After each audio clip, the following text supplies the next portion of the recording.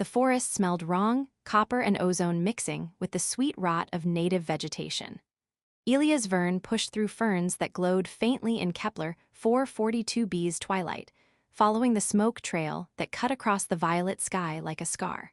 3 years on this rock and he'd seen plenty of crashes. Mining drones mostly, occasionally a cargo hauler whose pilot got drunk on synthetic whiskey and forgot which moon had atmosphere. This was different. The trees were bent outward from the impact site in a perfect circle, as if something had pressed them down with an invisible hand. The craft didn't look like anything in the colonial registry. Its hull was smooth, almost organic, with a surface that seemed to shift colors as he approached. The metal, if it was metal, had peeled back like flower petals, revealing an interior that pulsed with dying light. She was crumpled against what might have been a control panel, blood, red, thankfully red, pooling beneath her. Human, he thought at first. Then she turned her head slightly and he saw the ears, elegant and pointed, extending back from her skull like something from the old fantasy vids his daughter used to watch. Well, that complicated things. Elias dropped his medkit and got to work. Fractured ribs, definitely. The way her breathing hitched suggested a punctured lung. Burns across her left side, 3rd degree at least. His portable scanner went haywire trying to read her vitals, numbers flickering between plausible and physically impossible. "All right, princess," he muttered, reaching for the dermal regenerator. "Let's see if your biology plays nice with human medicine." The device whined in protest but held steady. He'd calibrated it for tougher jobs than this. Colonists did stupid things in gravity wells. Her eyes opened. Golden. Actually, literally golden, like someone had melted down wedding rings and poured them into her irises. She said something in a language that sounded like music boxes falling downstairs. "Yeah, I don't speak that either," Elias said, sealing the worst of the burns. "But I'm going to guess you're far from home." The ships arrived at dawn, and they didn't bother with subtle. Elias was checking Aeris's sutures when the sky turned silver. Massive vessels blocking out Kepler 442b's twin suns like someone had hung moons in the wrong place. The colonial governor called his med clinic 17 times in 3 minutes, which was approximately 16 times more than usual. "So?" Elias said to his patient, who was sitting up now and looking significantly less like she'd been through a trash compactor. "I'm guessing that's your ride." Aeris, she'd managed to communicate her name through a translation device that looked like an earring made of liquid mercury, nodded. Her expression suggested she'd rather stay bleeding in a forest. The queen didn't knock. Queens probably didn't have to. She simply appeared in his clinic doorway, flanked by guards whose armor seemed to drink the light. Elias had seen pictures of monarchs in history files, stuffy Europeans in powdered wigs, ancient despots on golden thrones. Queen Isara made them all look like children playing dress-up. Her presence had actual weight to it, like standing too close to a gravity well. She examined her daughter with eyes that cataloged every bandage, every healing burn. Then she turned to Elias, and he understood why her people had conquered 12 star systems. "You saved her," the queen said. The translation was perfect, but something in her tone suggested the device was working overtime. "The heir to the Luminari throne. Do you understand what that means?" "That I did my job?" Elias offered. He dealt with angry relatives before. "Stay calm, stay professional, don't mention the parts where you weren't sure it would work. By our oldest laws, a life debt of this magnitude requires equal weight." The queen's voice could have cut steel. "You will marry my daughter." Elias laughed, he couldn't help it. The stress, the lack of sleep, the sheer absurdity. "That's weight, you're serious. You're actually serious right now." The queen didn't blink. Neither did the guards. Neither did Aeris, whose face had gone carefully, diplomatically blank. "Oh," Elias said quietly. "Oh, you're completely serious." The quarters they gave him had walls that showed nebulae. Real ones, apparently, updating in real time from telescopes scattered across the galaxy. Elias tried not to touch anything after the chair read his mind wrong and reconfigured itself into something vaguely obscene. 7 days, the attendant had said, which in any language meant, this isn't actually optional. He found Aeris in the biodome on the 3rd day, standing under trees that grew downward from a ceiling that wasn't there.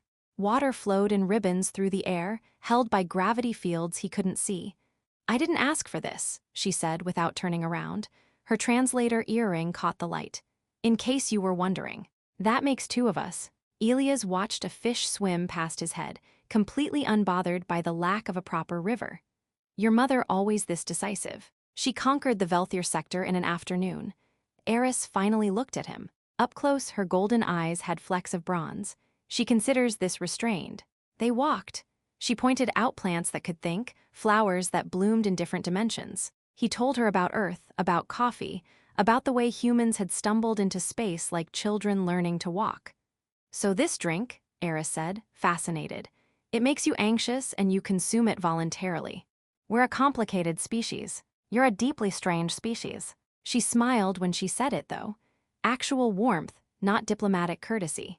They ended up in what passed for a recreation area, where Elias taught her poker using colored crystals as chips. She won 4 hands straight. You're counting cards, he accused. I'm Luminari, our memory is eidetic. She collected her winnings with entirely too much satisfaction. Is that cheating? Absolutely. Then I'm very good at it. The assassination attempt happened that night. Some noble who thought mixing bloodlines was sacrilege.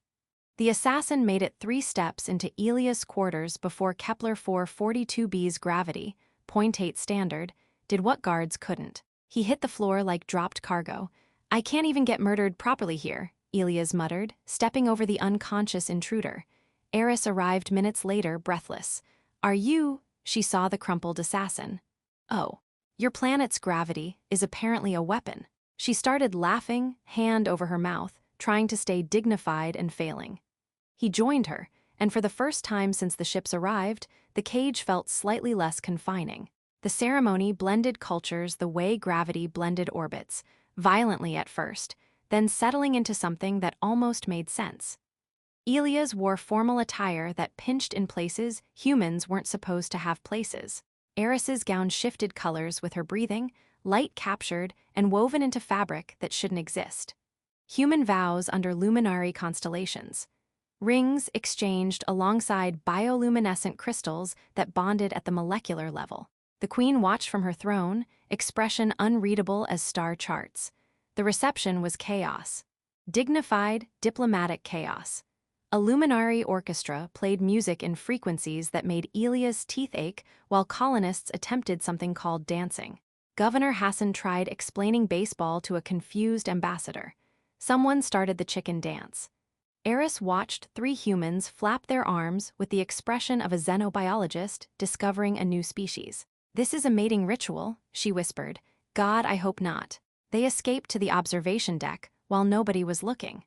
Kepler 442b rotated below, its violet forests and crimson oceans catching the light of twin suns. Elias' home for 3 years, his patient's crash site, the place where everything changed because he'd done his job. So, Aeris said quietly, husband. Wife, the word felt strange, we don't have to pretend this is a love match. She looked at him with those impossible golden eyes. No, but perhaps it could be something real anyway. Partnership, she agreed. You teach me humanity, I teach you the stars. I'm terrible with navigation. I noticed, you got lost 3 times coming to the biodome. The corridors keep rearranging. Her laugh was musical, genuine. Queen Isara materialized beside them like she'd been there all along, because apparently royalty could do that. I chose well, the queen said, voice softer than Elias had heard. Not because of law, because you see her as heiress, not as heir. She left them there, 2 people from different worlds standing at the edge of everything. Aeris's hand found his, fingers intertwining, human and Luminari. Ready? She asked. Below, the ship's engines hummed. Hyperspace awaited, and beyond that, 12 systems, 2 cultures, and whatever they'd build together in between. Absolutely not, Elias said. Good, neither am I. They jumped together into the impossible dark, and it felt exactly like flying.